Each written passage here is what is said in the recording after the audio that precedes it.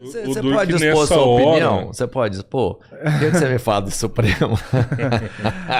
Não, assim, eu particularmente, assim... O Bertinho tá querendo jogar na fogueira. Tá querendo jogar na fogueira. Não, só pra saber, assim. Não, você pode falar o que você achar. Não, acho que ele atua correto. Eu acho que o Supremo tem excelentes ministros, né?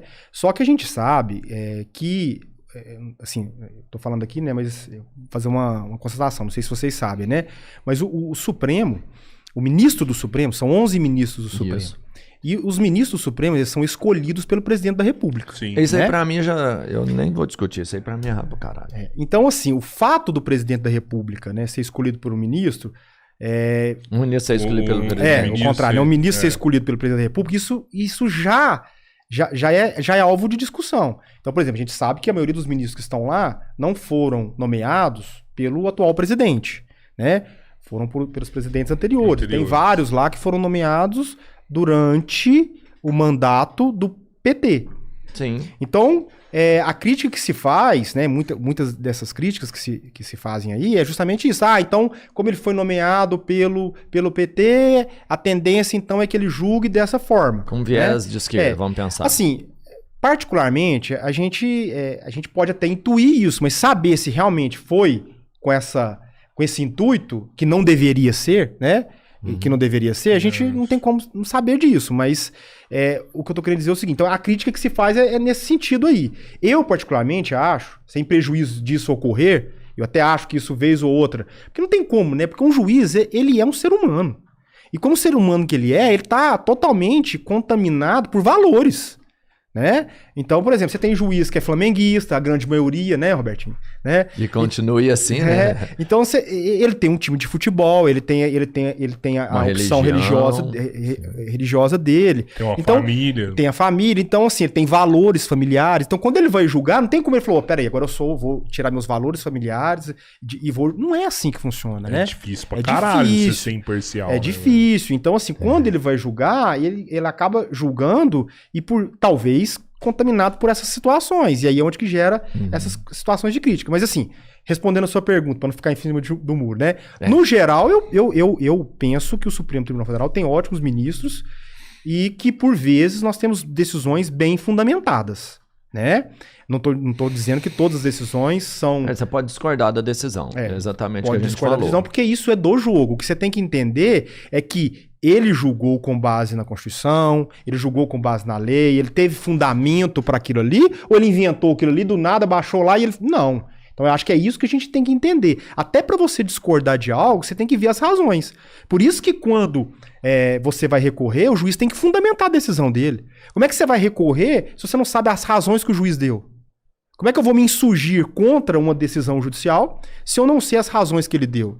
Então, o que a gente tem que entender é o seguinte, quando o ministro do Supremo julga, ele vai julgar, evidentemente, não dissociado dos valores dele, mas ele vai dar os fundamentos. E com certeza um dos fundamentos dele ali não vai ser, porque eu fui nomeado pelo PT. Né? Então isso a gente nunca vai saber, né? Então é entender esse jogo e fazer as críticas dentro da legalidade. Porque o que a gente vê também aí são situações que extrapolam o bom senso, né?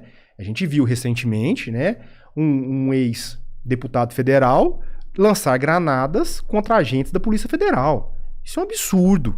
Isso aí não, e eu não tô aqui. Cabe discussão. A questão é a seguinte: isso, né? Você não tem que entrar no mérito da decisão. Se o Alexandre de Moraes acertou, se errou.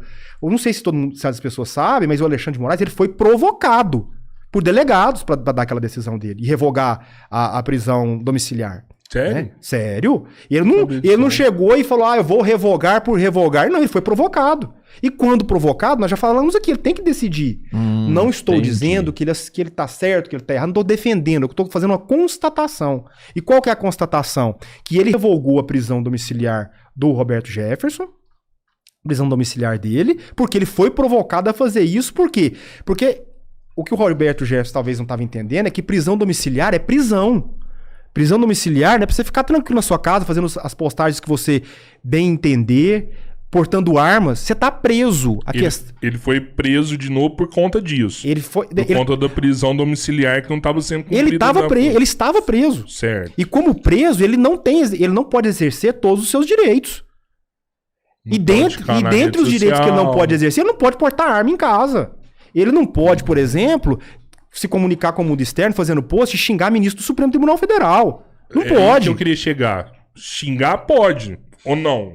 Mas no caso não foi um mero xingamento, né? Ele externou opinião política ali e de maneira pouco urbana contra a ministra Carmen Lúcia. Chamou ela de bruxa, de prostituta. Pô, mano, isso aí eu vou te falar, me desculpe, né? Lógico que educação cabe em todo lugar e tal, mas, pô, se o cara quiser xingar quem quiser, pode, senão é meio foda mas isso. Mas ele postou isso, né? Ele postou isso em redes sociais e ele tava com a liberdade dele cerceada. A questão de prisão domiciliar a diferença é o lugar que você vai cumprir. Né? E por que ele estava de prisão domiciliar? Por conta da condição, né? Da condição... Da idade. Acho que da dele acho que até questão da saúde. Ah, tá. Né? Acho que até a questão da saúde. Não sei se ele tem mais de 70 anos, né? Acho que... Mas é questão da saúde. Então, quer dizer, revogou-se a prisão... Ele estava preso. Preso domiciliarmente é a forma de cumprimento. Ao invés de levar para o estabelecimento prisional, ele estava preso na residência dele.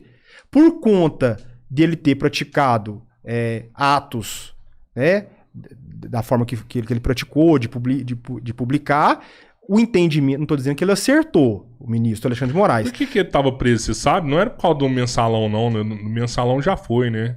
Ele foi preso no mensalão do Lula também, né? Teve essa parada Foi também, né?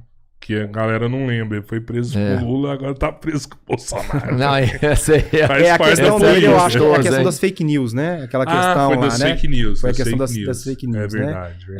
Então, quer dizer, ele estava sendo julgado, foi preso cautelarmente, foi remetido à prisão domiciliar e continuou fazendo domiciliarmente o que ele estava fazendo antes, né? Que era... é censura? Muitos vão dizer, é censura, ele não poderia ter feito aquilo. Mas a questão que a gente tem que ver naquele caso é que ele estava preso. Uhum. Mas ele estava na residência dele. É só a forma de cumprimento. Por questões de saúde, acredito eu. Sim. Então, aquilo lá não dá o direito dele de fazer o que ele estava fazendo. E por isso que foi revogado. E o Alexandre de Moraes, no caso específico, não revogou porque ele quis... lógico, ele quis revogar, encontrou fundamento. Mas ele não revogou de ofício. Ele foi provocado. Ele foi provocado para fazer aquilo. Então alguém falou, tá acontecendo... Pela Polícia Federal que foi provocado. Tá acontecendo isso fere o dispositivo tal, quero que... recomenda a revogação. Ele analisou e entendeu por bem. Agora, agiu bem, agiu mal, recorre, discute isso, leva pro plenário. Não é agora lançando granadas da Polícia Federal que você vai... Porque isso aí, principalmente na semana das eleições, a gente vendo como estão as coisas acontecendo e caminhando, né? Isso aí é muito preocupante. Né? Cara, eu vou te falar, eu sou super teoria da conspiração. Pra mim, existem coisas atrás dessa situação toda, viu? Sempre tem. Isso aí não foi por acaso, não. Muitos dizem que é pra desviar foco, né? A gente não sabe. A fumaça que sempre tem. Mas, então, deixa eu só pra gente concluir. Não poderia ter sido um juiz de primeira instância para ir lá e caçar tirar essa regalia dele da prisão domiciliar?